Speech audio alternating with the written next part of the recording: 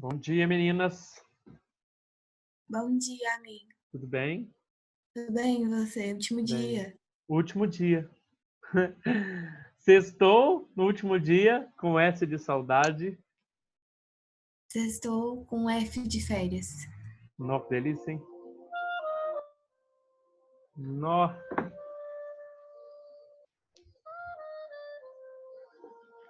Sim, senhora, Rafaela. E aí, meninos? Ué, cadê os meninos? Hoje os meninos já se deram férias?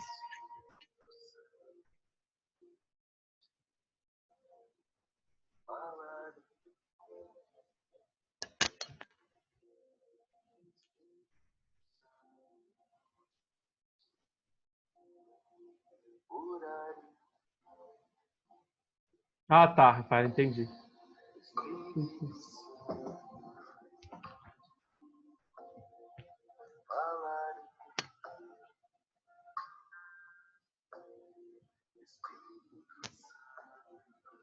Pode começar a chamada? Acho que vou chamar a chamada. Alguém dá um toque lá no grupo pra mim, fala que eu vou começar. Por favor? Ana Clara Caetano. Presente. Ana Clara Couto. Hoje é essa última chamada, porque eu vou fechar as notas hoje com essa última chamada. Ana Flávia. Presente. Ana Júlia. Augusto Napoleão. Augusto Nunes. Camila de Castro. Presente. Presente. Ah, tá. Entendi, Vinícius. Peraí. A Camila de Castro tá, né? Eu tava lendo aqui, desculpa. Carlos Eduardo também tá? Presente. Okay. Daniel Mendonça. Daniel Mendonça. Diogo Henrique. Gabriel Carlos. Gabriel de Oliveira. Guilherme Guida.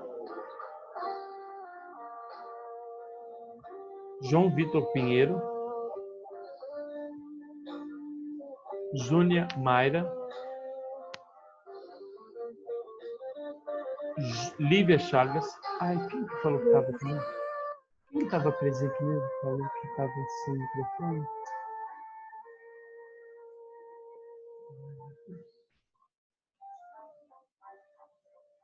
Ah, Rafaela. Tá. Lívia Chagas está presente? Lívia Ferraz. Presente. Marden Rezende. Maria Clara. Maria Eduarda Mesquita. Presente. Mariana Alves. Presente. Mariana Lacerda.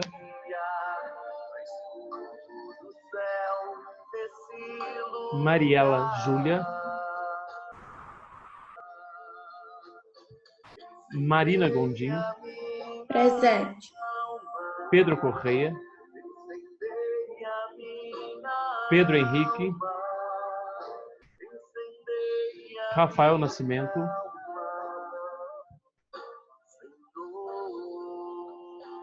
Sara Miranda.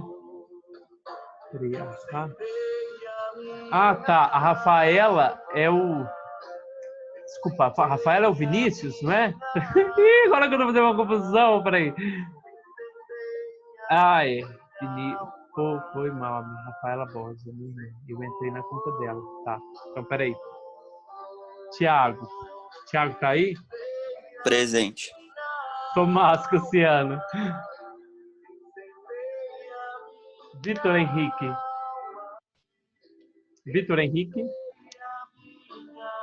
Vitor Borges.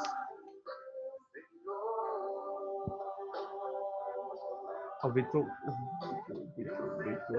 Borges está aqui. Quem mais entrou depois da minha chamadinha? Bom dia, amigo. Bom dia, Rafael. Rafael, né? Então entrou. O que mais? Depois da chamada.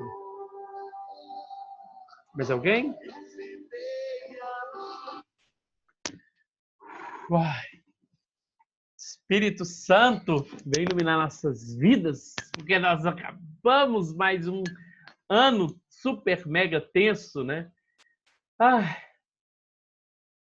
Um sentimento de sensação cumprida e ao mesmo tempo de uma incerteza, de um medo de saber como que vai ser, de não saber nada do ano que vem, né? Meu Deus do céu. Mas vamos lá. Então, gente, para a gente finalizar a nossa aula, para a gente finalizar, eu vou terminar a outra parte do Kant que eu fiquei de explicar semana passada, né? Nós já falamos sobre, né, as fases do conhecimento quer dizer, as perguntas, né, ou as questões essenciais que Kant levou, né? Nós sabemos que o Kant ele foi um cara meio que quase um filósofo completo, porque ele conseguiu fazer uma união entre o pensamento racional, né, a defesa do racionalismo versus a defesa do empirismo. Ele uniu o útil ao agradável, né? E ele vai mostrar para nós como, né, se dá essa união entre o útil e o agradável. Então, nós, semana passada, falamos sobre as duas fases do pensamento de Kant, né? Um momento que ele era totalmente racionalista, e o Kant depois se torna, então, com a influência de David Hume e de outros filósofos, ele se torna um conhecedor do empirismo e percebe que a nossa mente, ela também percebe, né, as sensações e os sentidos. Porque a nossa mente não existe somente ideias inatas, mas que a nossa mente também percebe, né, através que ele fala das categorias do espaço e do tempo, né, os objetos. Então, uma primeira defesa, né, de um certo inatismo, de um racionalismo dogmático que o homem, né, conhece pela razão, o homem alguns conhecimentos já estão inatos. Depois ele percebe que ele estava cometendo uma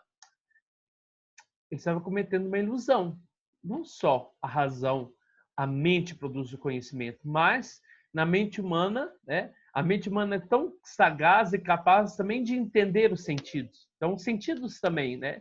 Os sentidos, quando a gente fala sentidos, os 5 sentidos e a experiência que esses sentidos nos provocam, né?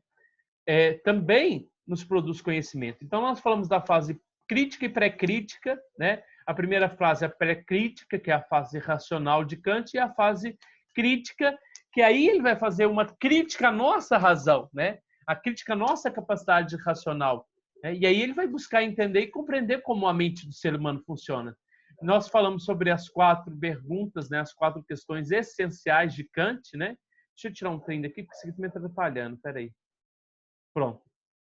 As 4 partes essenciais da filosofia de Kant, né? Que é a questão do saber, né? Depois a questão da filosofia prática, da ética, que nós vamos falar dos imperativos categóricos, não hoje, mas o ano que vem, porque o primeiro capítulo do ano que vem é o imperativo, é o Kant 2, o imperativo categórico, a questão ética, né? O que posso esperar, né? As questões relacionadas à liberdade e a questão esperança, e a questão da religião, e o que é o ser humano, né? E quando ele pergunta o que é o ser humano, ele assambarca todas as 3 últimas perguntas, né? Que é o que posso saber, o que devo fazer e o que posso esperar. Nós já falamos dessa revolução kantiana, né? Ou melhor, dessa revolução kantiana da filosofia do conhecimento, na qual ele inspira e fala, né, que ele foi um segundo Copérnico dentro da filosofia, né? Fazendo então a mudança, né? Antigamente do objeto do conhecimento que ficava no meio, né? Quer dizer, a essência, o essencial, né, para os empiristas e para os racionalistas era investigar o objeto do conhecimento. E Kant falou assim, não, está errado. Eu estou superando a dicotomia, né? Eu estou superando essa ideia de que nós devemos questionar o objeto. Não, nós devemos colocar o sujeito na investigação. E aí por isso que Kant coloca o sujeito na investigação e ele percebe, né? Ele quer colocar limites na razão, né? Por isso que ele percebe, então, que a razão, né, é capaz de produzir conhecimento através da sensibilidade também. Entendeu? Então, quer dizer, qual era o foco, né? O foco antigamente, como geocentrismo, era que a Terra estava no centro. E Copérnico conseguiu, então, perceber que o que estava no centro mesmo era o Sol. Então, a gente vai fazer uma troca em Kant. Quem era o foco do conhecimento? Desculpa. Quem era o foco da investigação para a filosofia do conhecimento? Era o objeto. Parece que o sujeito, então, era um nada. Mas, na realidade, quem conhece é o sujeito, né? É o ser humano. Então, nós vamos fazer uma troca. Vamos colocar no centro o sujeito, o ser humano. E nós vamos questionar a capacidade do ser humano conhecer, né? Nós falamos, então, sobre... e nós vamos começar a falar sobre isso aqui agora, né? O que é um juízo, né? É as afirmações que nós fazemos a respeito das coisas, né, que estão na nossa realidade, né? E aí, o Kant vai falar que o ser humano possui dois tipos de juízos. Os juízos a priori. Quando falar a priori, eu já falei a aula passada, que vem primeiro. Se vem primeiro, é que já estava em mim. Se vem primeiro, olha aqui onde que está ligado. Está ligado perto da cabeça da mulher, né? Dessa imagem aqui. Vou até pegar o meu marca-texto aqui. Só um segundinho, deixa eu pegar meu marca-texto. Cadê meu marca-texto, hein? Não tá... Vocês estão conseguindo ver o meu laser aqui? É porque eu acho que eu não dei...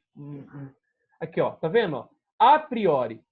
Se é a priori, é porque vem primeiro. Aonde está ligado o a priori? Está ligado à mente, aqui perto da capacidade cerebral dela.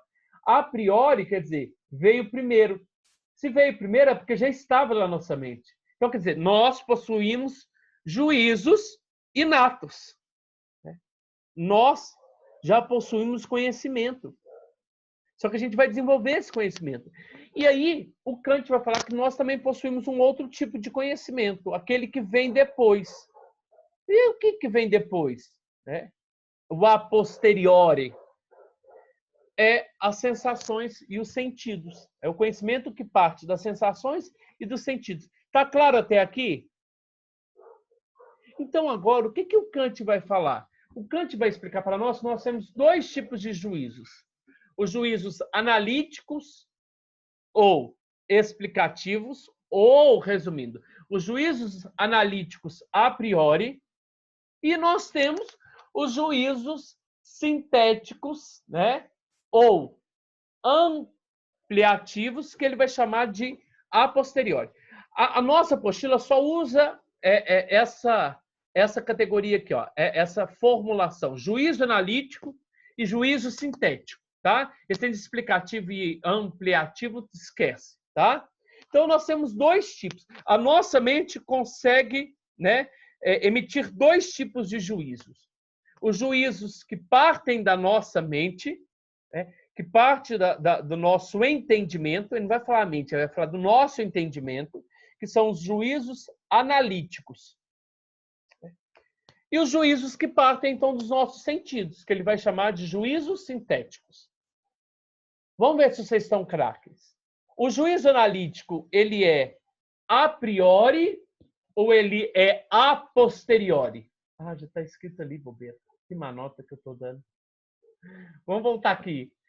Os juízos analíticos, de análise, né? Eles são a priori ou a posteriori?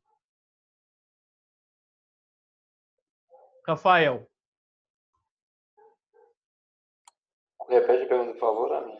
Os juízos analíticos, análise, entendimento, né?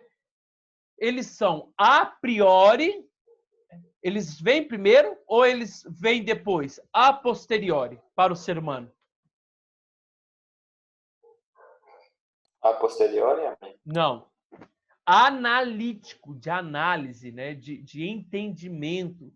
Analítico quer dizer que já veio primeiro. Ele é a priori. Agora, os sintéticos, ele veio depois. Depois que o ser humano começa a experimentar as coisas, né? A perceber as coisas. Tá certo? Então, nós vamos começar a entender o que são os juízos analíticos e os juízos sintéticos. Os juízos analíticos, eles são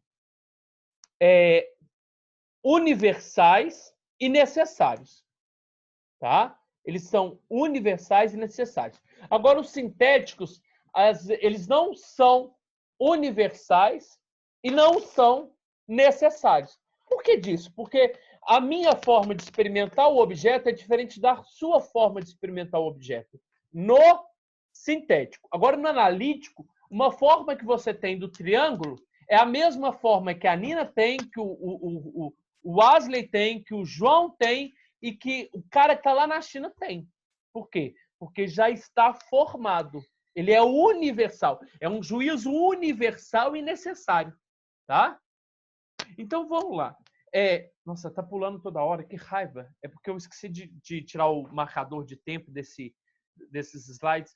Ô, Rafael, por favor, lê para mim, depois, Nina, lê para mim os sintéticos. O que são os juízos analíticos? Amém. Tá no slide? Não tá tá no slide. nesse slide pra gente, não. Não tá aparecendo o slide, não? Não. Tá aparecendo outro Tipo assim, slide aqui. tá só o uniforme. Aquele primeiro. Gente. Ué. Meu Deus, eu tô aqui dando uma nota. Gente, eu passei todos os slides achando que vocês estavam vendo. E agora? E agora? Tá no slide? Agora sim. Apareceu. Tá. Não, que vergonha, que manota. Me desculpa. E eu fiz a revisão todinha com os slides. Não, que manota. Então, presta atenção. Né?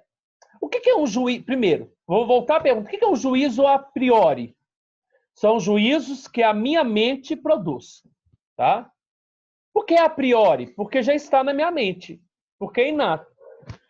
Aí, o que são juízos a posteriori? São juízos, né, que eu vou emitir, né, são julgamentos que eu vou fazer baseados na minha experiência que eu tenho. Mas por que ele é a posteriori? Porque ele veio depois que você começou a ter contato com as coisas. Tá certo? Tá claro essa distinção entre analítico a priori e analítico a priori e sintético a posteriori? Tá sim. Tá. Então, analítico vem do entendimento. Sintético vem da minha experiência. A priori é analítico. A posteriori é sintético, tá? Então, lê para mim, o Rafael, o que é um juízo analítico? São juízos lógicos, os quais estão ligados à razão humana e que apenas reconhecem alguma característica no objeto de juízo, não produzindo nenhum conhecimento. Esses tipos de juízos são a priori, ou seja, precedem qualquer experiência daquilo que está sendo analisado. Então, o próprio Kant vai falar assim, nossa, ele é um juízo universal. Né? Ele é um juízo lógico. Nós sabemos que um triângulo é lógico. O que é lógico do triângulo? Porque tem 3 lados. Pronto. É lógico. Tá?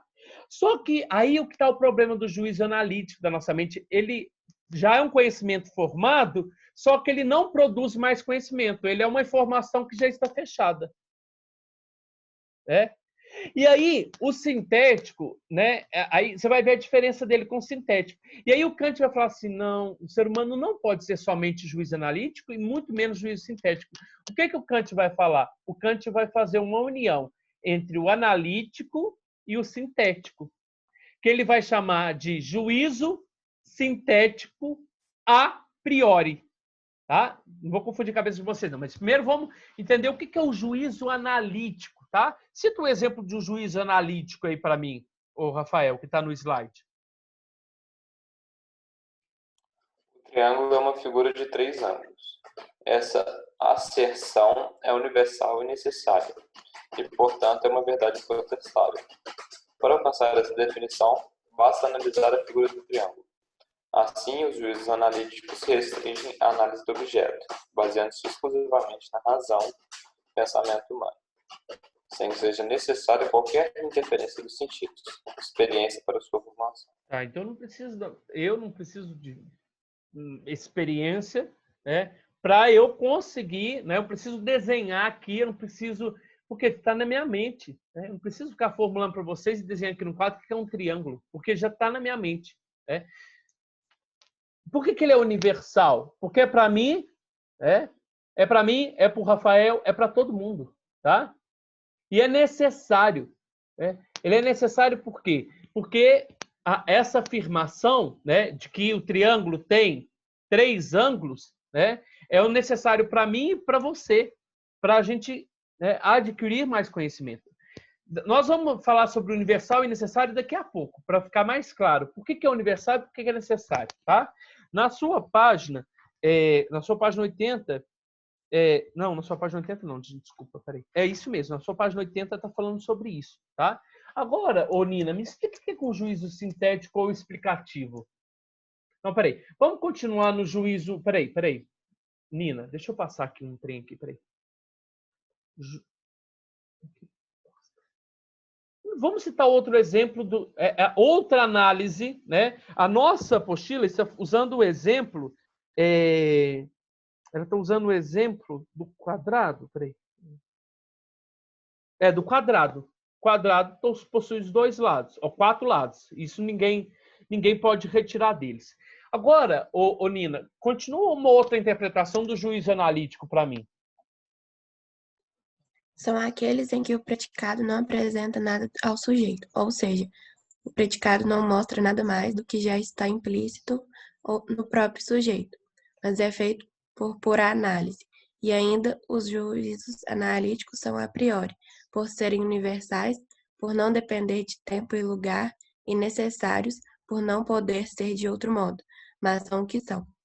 Tá vendo? Por que são universais? Ele é no tempo, em qualquer lugar, em qualquer estação, em qualquer país, ele é. Ele é o quê? Ele é um quadrado. Nossa, um quadrado. Quando eu já falo em quadrado, né? Quem é o sujeito? O quadrado é o sujeito. Quem é o predicado? O predicado acaba sendo desnecessário, porque quando você já fala quadrado, você já supõe que o quadrado tem 4 lados. Tá? Então, olha lá, o predicado, quer dizer, o que é o predicado? Os 3 lados, né? Isso é o predicado, que é uma característica do sujeito, né? Que é qual sujeito? O triângulo. Isso não lhe acrescenta em nada. Então, na hora que eu já falo assim, triângulo, você já supõe o predicado dele. 3 lados. Quadrado. Não precisa de ficar definindo o quadrado para mim, porque a minha mente já forma que um quadrado supõe 4 lados. Tá? Por que é universal? Porque é aqui no Brasil, é aqui na China, é aqui no Japão, é aqui nos Estados Unidos, sempre será. Em qualquer tempo e lugar, né, o sujeito triângulo será triângulo. Né? E necessário, por não poder ser de outro modo. É necessário porque ele não muda. Né? Ele é o que é. Né? Essa é a necessidade dele. Tá? Ele é o que é. Então, agora, vamos voltar para o analiso agora sintético. Ana Clara, por favor, juízo sintético. Agora no azul.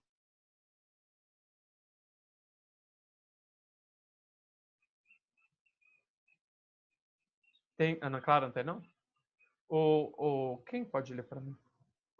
Nina. Eu sempre peço os mesmos que eu... Nina, por favor, lê o sintético aí agora, o azul. Ao contrário dos juízos analíticos, os juízos sintéticos são construídos depois da experiência, sendo, portanto, a posteriori. Eles produzem um conhecimento que está além daquilo que o objeto demonstra, imediatamente acrescentando uma informação nova a ele. Então, é como se eu acabei de conhecer um objeto, né? E esse objeto, eu conheci o sujeito, quer dizer, o sujeito é o objeto, e eu conheci os predicados dele. Quer dizer, veio novos predicados sobre ele, tá? Então, continua para mim um exemplo que ele vai citar aqui.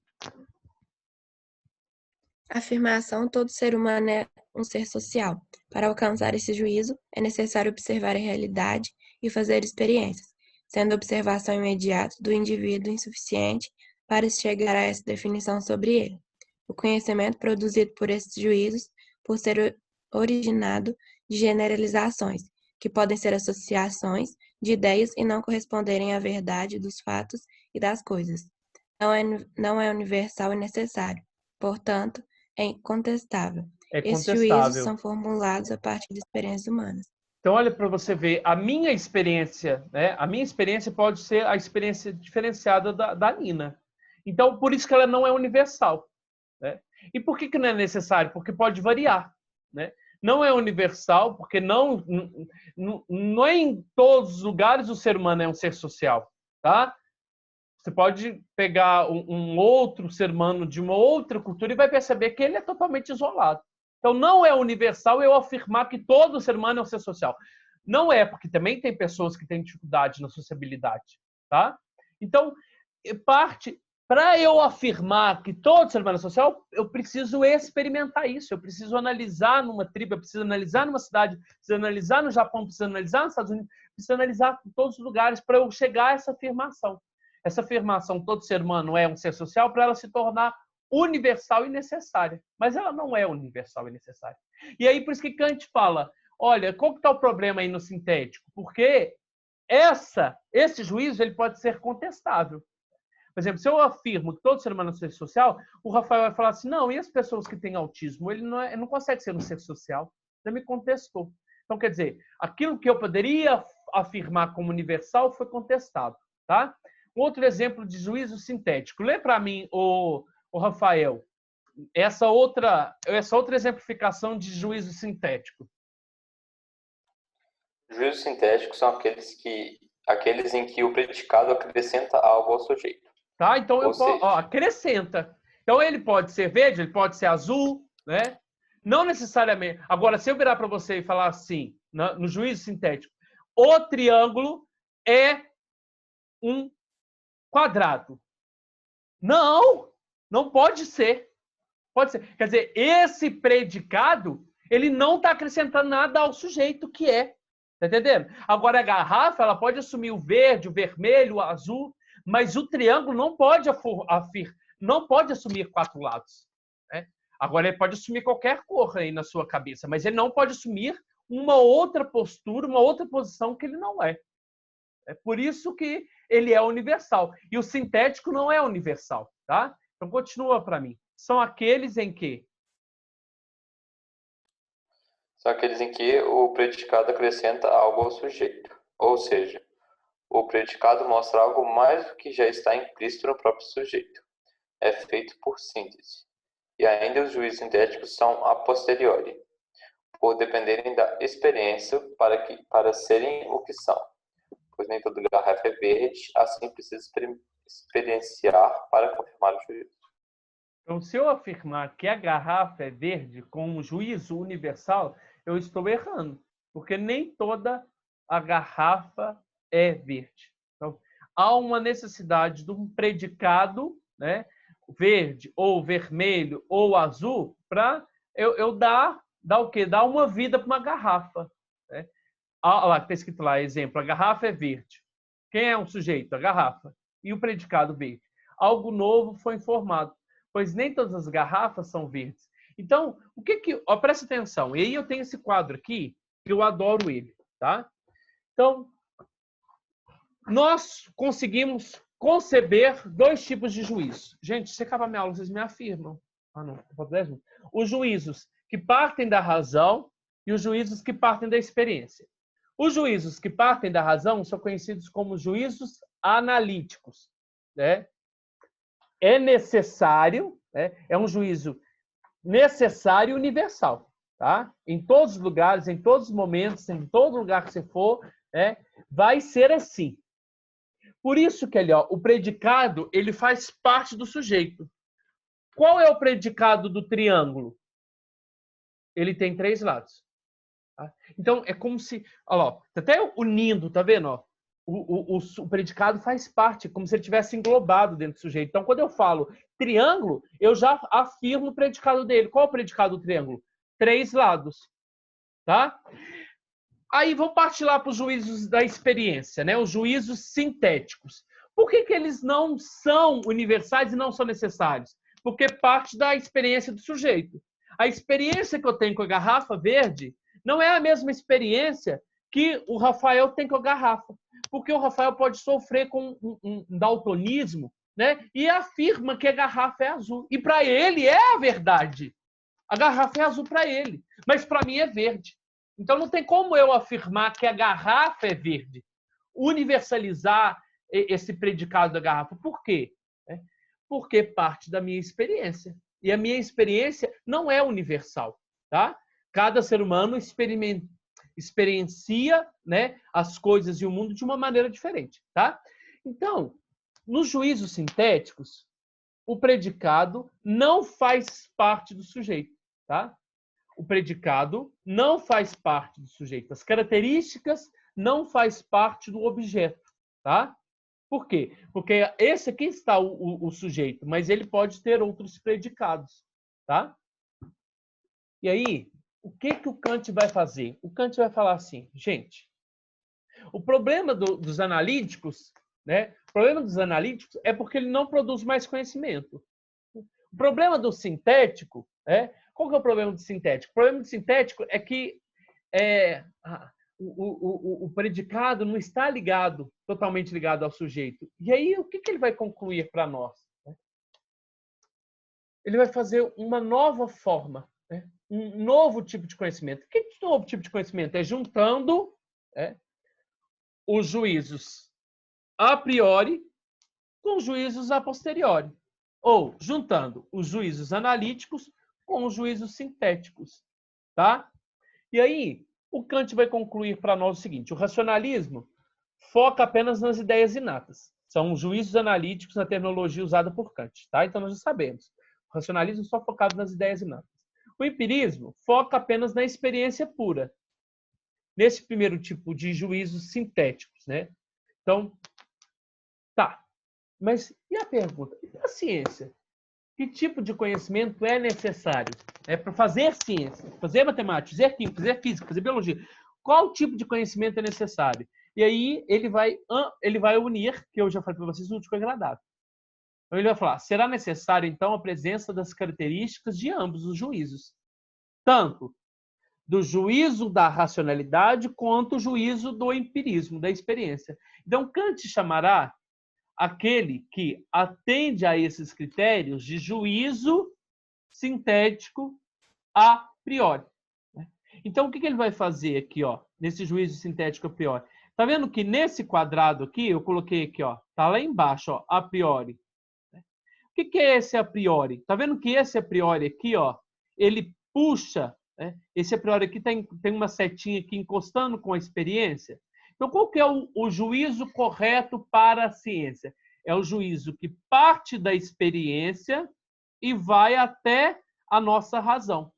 Que ele vai chamar, então, olha lá, de juízo sintético, porque parte primeiro da nossa experiência para depois ser arquivado, ser arquivado, vou falar a palavra certa, arquivado,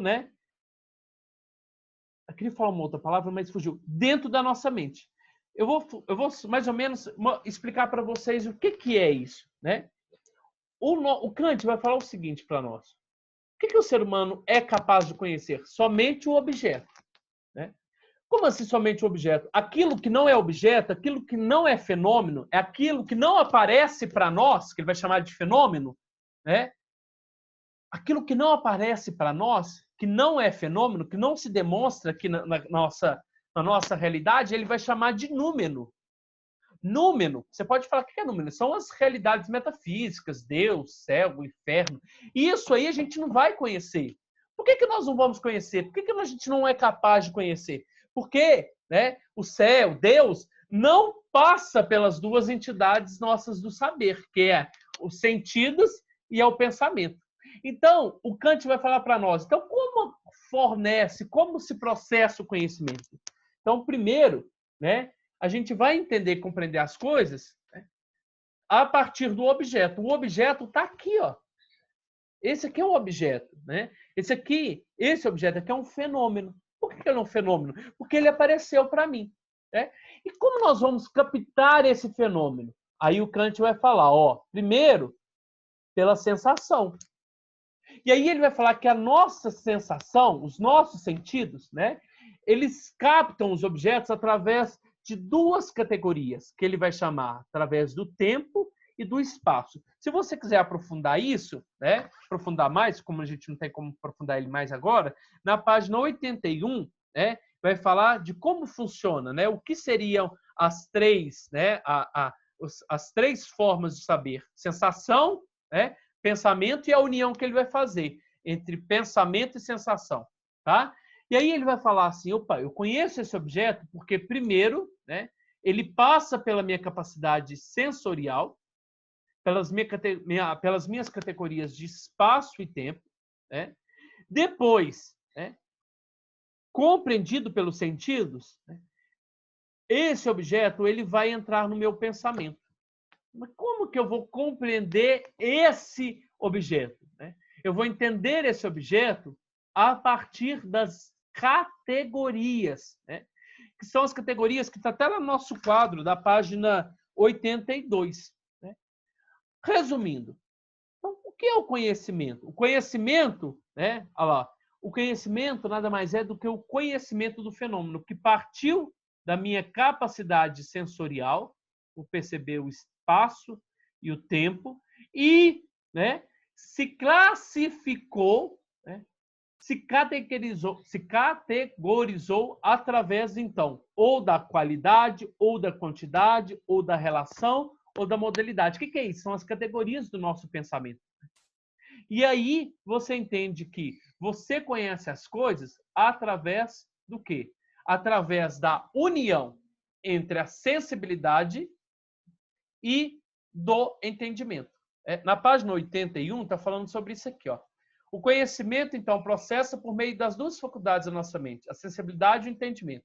E aí ele vai fazer uma análise de cada uma primeiro e depois ele vai juntar elas. Então, na primeira, né, na estética transcendental, ele vai analisar a sensibilidade e chega à conclusão que a nossa sensibilidade nos intui. Tem uma certa intuição. E essa intuição se dá pelo espaço e pelo tempo. Na segunda parte, que é a parte da analítica transcendental, ele vai compreender, né, ele vai colocar limites na razão humana e vai perceber que nós entendemos as coisas através de categorias, né, através de conceitos. Ele vai chamar de categorias, tá certo? E aí ele vai unir o útil ao agradável e falar assim, então o que é o conhecimento? E qual é a resposta para a ciência que ele vai dar? Ele vai unir a sensibilidade, que é a nossa intuição que nós temos das coisas a partir do espaço e do tempo, e o nosso entendimento, que se dá pelas categorias, é como se tivesse já inato em nós essas categorias, né? Para a gente chegar ao conhecimento seguro, tanto do homem, tanto para a ciência. E aí, ó, nessa parte aqui, que é a página 82, eu fiz uma distinção. O que realmente o ser humano conhece? O ser humano somente conhece o fenômeno. O que é o fenômeno? É aquilo que aparece para mim. E como eu vou perceber esse fenômeno? A partir da minha sensibilidade, né? da minha intuição, né? Como que ele está dizendo ali? Intuição não, desculpa, quer ver? Ó? Isso mesmo. Através da minha intuição que eu tenho das categorias do espaço e do tempo, né? Ah, tá. E o que mais? A partir do momento que eu consigo perceber esse objeto no espaço e no tempo, eu vou qualificar, eu vou purificar mais esse conhecimento. E como eu vou purificar mais o conhecimento sobre esse objeto?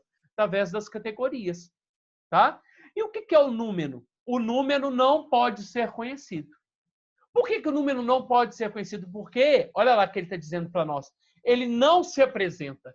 Né? Ele não se apresenta. Deus chega e apresenta para você? Não. Então ele é número. E a caneca, ela se apresenta para você aqui, ó. Ela está aqui.